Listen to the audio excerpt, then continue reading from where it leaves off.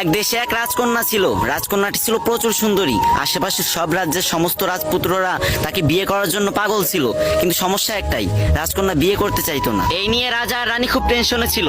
রাজকন্যাকে অনেক বোঝানোর পর অবশেষে সে বিয়েতে রাজি হলো, কিন্তু বলল আমার একটা শর্ত আছে। আমি যে ছেলেকে পছন্দ করব তাকে আমি একটা পরীক্ষা দেব। পরীক্ষাটি হলো সে 3 দিন 3 রাত একটানা ঘুমাইতে পারবে না। সে যদি এই পরীক্ষায় পাশ করে তাহলে তাকে আমি বিয়ে করব, আর যদি ফেল করে তাহলে তাকে আমি কঠোর থেকে কঠোরতম শাস্তি দেব। তারপর রাজা মেয়ের কথা মতো পুরো রাজ্যে ভেড়া পিটিয়ে দিলেন। তারপরের দিন রাজসভায় অনেক ছেলে এসে উপস্থিত হলো। তার ভিতরে রাজকন্যা একটা ছেলেকে পছন্দ করলো। এবার ছেলেটার পরীক্ষা দেওয়ার পালা। রাজকন্যা যে রুমে ঘুমাতেন সেই রুমের দরজার সামনে ছেলেটিকে দাঁড় করিয়ে রাখলেন এবং রাজকন্যার দাসীকে বললেন তুমি এর দিকে খেয়াল রাখবা, এ যেন সারা রাতে একটুও না ঘুমায়। ছেলেটি প্রথম রাতে একটুও ঘুমায়নি, কিন্তু দ্বিতীয় রাত যখন আসলো তার শরীর এতটাই ক্লান্ত ছিল যে সে দরজার পাশে ঘুমিয়ে পড়তে বাধ্য হলো। তারপর রাজকন্যা ঘুম থেকে উঠে সেই ছেলেকে কঠোর শাস্তি দিল, আর এই খবর পুরো রাজ্যে ছড়িয়ে পড়লো। কিন্তু